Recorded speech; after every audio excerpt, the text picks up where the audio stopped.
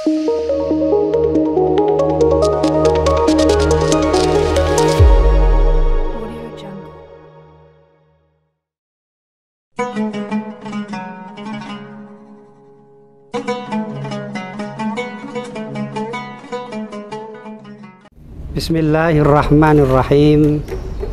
Assalamualaikum warahmatullahi wabarakatuh.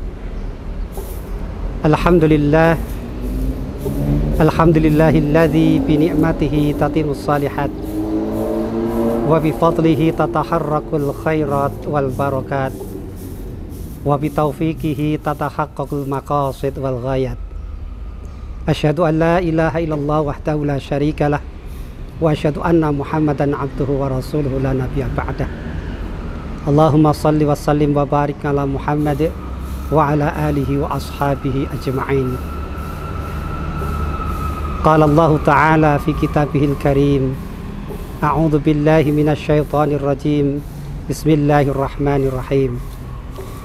Wa wassaynal insana biwalidayhi hamalathu ummuhu wahnan ala wahni wa fisaluhu fi amaini anishkurli wali walidaik ilayyal masir. Sadaqallahul azim. Amma ba'd. Para permisa, ikhwani fillah rahimakumullah, marilah rasa syukur atas nikmat yang diberikan kepada kita sampai saat ini kita panjatkan, kita persembahkan hanya kepada Allah Subhanahu wa ta'ala, karena dialah zat yang paling patut diberikan persembahan dari para makhluknya. Sholawat serta salam semoga senantiasa tercurahkan kepada uswah kita, teladan kita, nabi kita, utusan Allah Rasulullah Muhammad sallallahu alaihi wasallam beserta para istri, keluarga, sahabat, tabi'in, tabi'in, dan semoga pula meluas kepada kita umat yang senantiasa mengikuti sunnah-sunnah beliau. Ma'asyiral muslimin rahimakumullah, ikhwani fillah. Allah Subhanahu wa ta'ala telah berfirman di dalam Quran surat Al-Isra ayat 23. Wa qadha rabbuka alla ta'budu illa iyyahu wa bil walidaini ihsana. Di dalam ayat ini Allah Subhanahu wa ta'ala menetapkan, mewajibkan kepada kita semuanya untuk yang pertama menyembah hanya kepada Allah Subhanahu wa ta'ala, tidak mensekutukan dengan yang lain. Kalimat la ilaha illallah merupakan ikrar kita bahwa tidak ada Tuhan, tidak ada sesembahan yang lain kecuali hanya Allah Subhanahu wa ta'ala.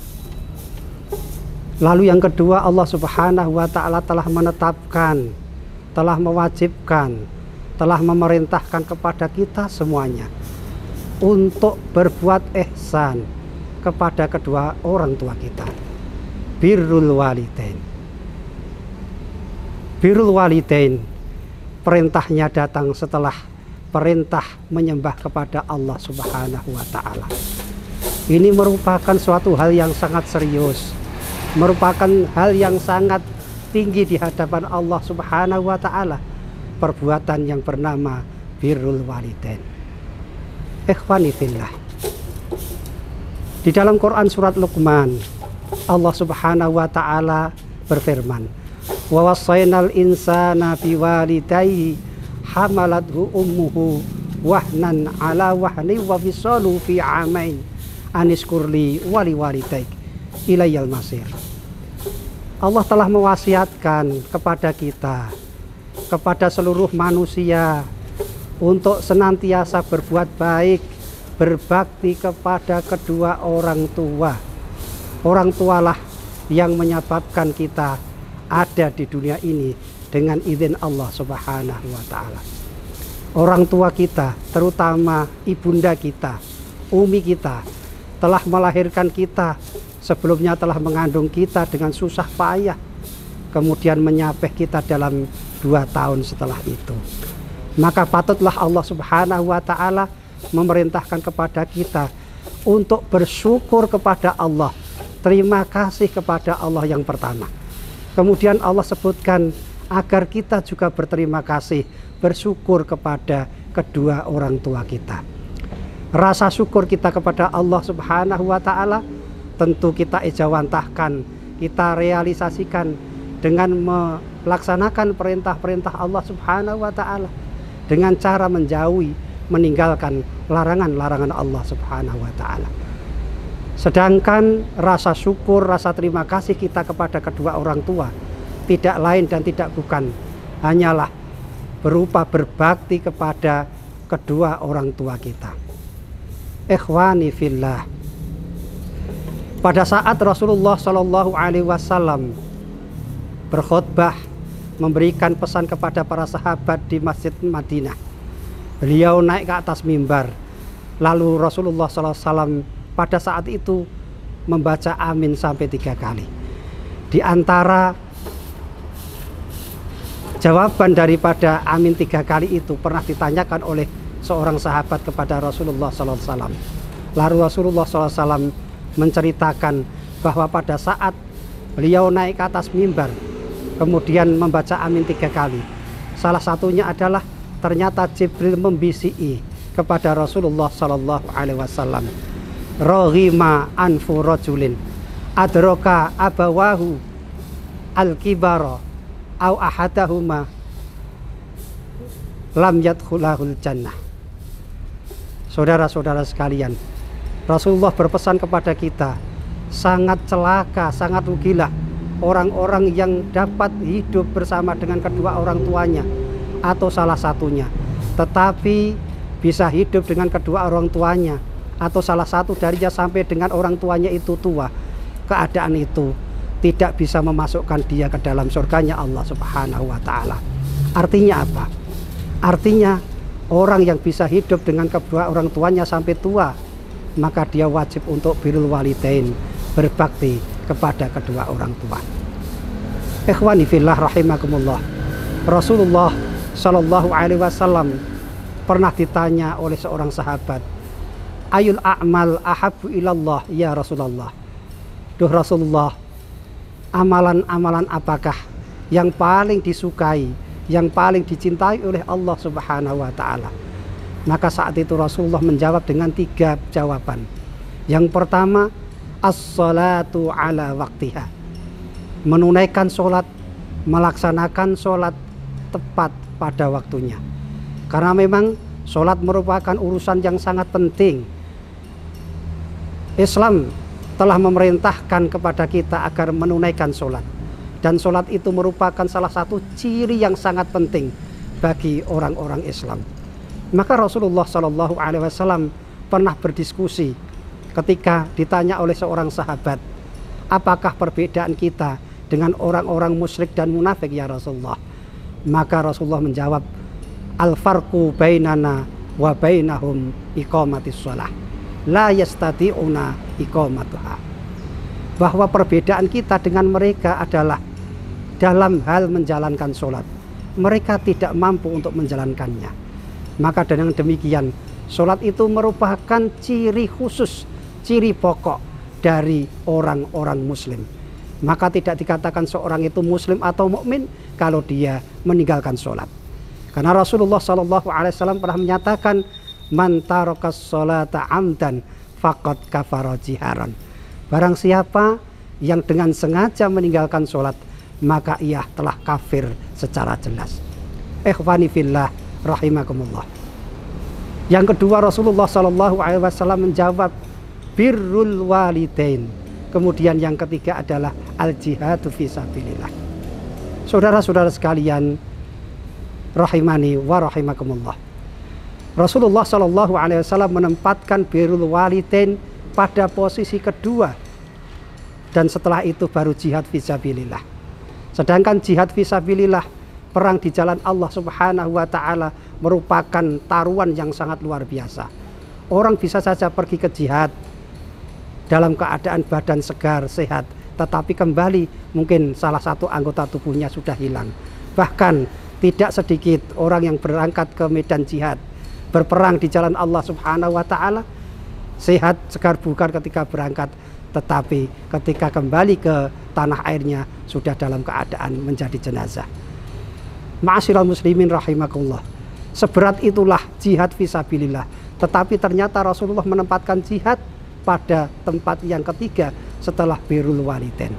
Maka birrul walidain merupakan sesuatu yang sangat luar biasa, yang sangat harus kita hormati, karena ketetapan, kewajiban, perintah itu datang dari Allah Subhanahu wa Ta'ala. Bahkan suatu kali ada seorang sahabat yang datang kepada Rasulullah Shallallahu Alaihi Wasallam untuk diizinkan ikut berperang di jalan Allah Subhanahu wa Ta'ala. Seorang pemuda gagah. Kemudian Rasulullah SAW bertanya, ahayyun walidak, hai pemuda, apakah kedua orang tuamu masih hidup? Maka dijawab, na'am ya Rasulullah, iya, kedua orang tuaku masih hidup. Maka Rasulullah SAW irji ilaihima, maka pulanglah untuk berbakti kepada kedua orang tuamu. Tidak perlu untuk jihad, tidak perlu untuk ikut perang pada saat ini. Begitu juga datang lagi seorang pemuda kepada Rasulullah Shallallahu Alaihi Wasallam untuk mendaftarkan diri berangkat perang, berperang dengan orang-orang kafir. Lalu Rasulullah Shallallahu Alaihi Wasallam bertanya lagi, apakah engkau telah mendapatkan izin dari kedua orang tuamu? Apakah orang tuamu masih hidup? Maka jawaban pemuda itu, laqad abqaituhuma ya Rasulullah, aku sudah minta izin ya Rasulullah, bahkan ketika aku minta izin telah membuat berdua mereka menangis di hadapanku ya Rasulullah. Maka dengan jawaban itu Rasulullah SAW memerintahkan kepada pemuda itu, irji ilaihima, pulanglah untuk kedua orang tuamu. Maka kemudian ditambahi oleh Rasulullah SAW, adhikhima kama abkaitahima, buatlah mereka tersenyum, buatlah mereka tertawa seperti saat engkau membuat mereka berdua menangis. Ikhwani fillah, itulah betapa tinggi kedudukan birrul walidain di hadapan Allah Subhanahu wa Ta'ala yang telah diterangkan oleh Rasulullah Sallallahu Alaihi Wasallam. Maka untuk itulah mari kita mengevaluasi diri kita masing-masing, sejauh mana ketakwaan kita kepada Allah Subhanahu wa Ta'ala dengan indikator kebaikan kita, perbuatan perbaktian kita kepada kedua orang tua kita. Karena kedua orang tua kita lah yang telah membimbing, yang telah mendidik kita, yang telah memberikan rezeki, memberikan makan dan minum sampai kita sehat saat ini. Ma'asyiral muslimin, arsadani wa arsadakumullah. Allah Subhanahu wa Ta'ala tentunya telah memberikan pahala yang besar kepada orang-orang yang mampu berbuat baik kepada orang tuanya. Bahkan salah satu penyebab dari orang-orang yang akan dimasukkan di nerakanya Allah Subhanahu wa Ta'ala adalah uququl walidain, berbuat jahat, durhaka kepada kedua orang tua. Dalam hal ini Rasulullah Shallallahu Alaihi Wasallam pernah didatangi oleh seorang laki-laki mengadukan keadaannya. Ketika sampai kepada Rasulullah Shallallahu Alaihi Wasallam, orang muda itu mengadukan permasalahannya, ya Rasulullah, inna abi saraka, ya Rasulullah, sesungguhnya ayahku telah mencuri hartaku, maka aku datang ke sini minta keadilanmu ya Rasulullah Shallallahu Alaihi Wasallam. Ma'asyiral muslimin rahimakumullah, Rasulullah Shallallahu Alaihi Wasallam adalah seorang pemimpin yang hebat, pemimpin yang adil, hakim yang adil dalam memutuskan keputusan suatu perkara. Maka tatkala pemuda itu telah mengadukan permasalahan ayahnya yang telah mencuri hartanya, maka tidak serta-merta Rasulullah kemudian memberikan keputusan. Pada saat itulah Rasulullah SAW meminta salah satu dari sahabat untuk memanggil orang tua atau bapak dari pemuda itu.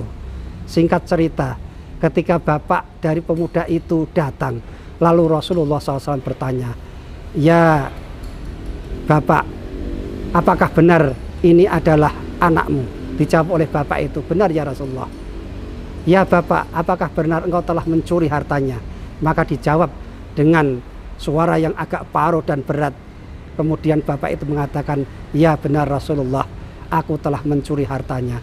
Tetapi ya Rasulullah, izinkan aku untuk memberikan suatu alasan kenapa aku harus mencuri hartanya.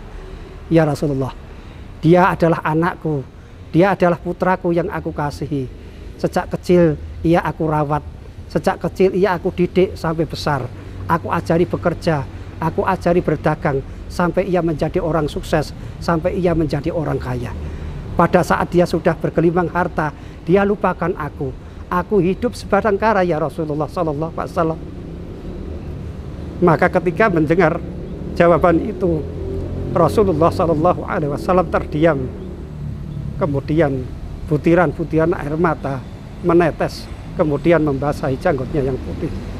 Kemudian Rasulullah sallallahu alaihi wasallam bersabda, "Inna anta wa maluka li abika." Sesungguhnya engkau dan hartamu milik bapakmu.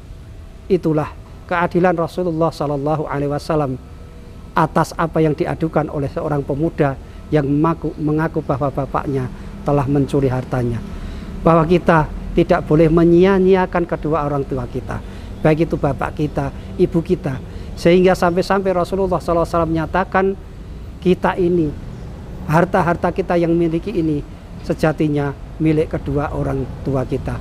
Untuk itulah mari kita berusaha untuk senantiasa berbakti kepada Allah Subhanahu wa Ta'ala dengan cara berbakti kita kepada kedua orang tua kita, baik orang tua kita masih hidup sampai saat ini, bahkan mungkin yang sampai saat ini sudah meninggal menghadap kepada Allah Subhanahu wa Ta'ala.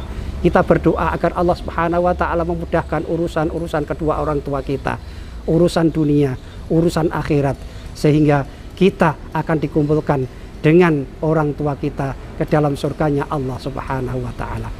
Ma'asyiral muslimin rahimakumullah.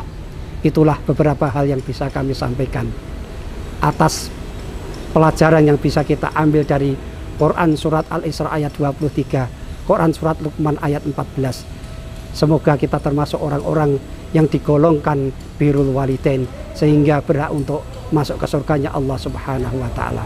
Wabillahi taufiq wal hidayah. Assalamualaikum warahmatullahi wabarakatuh.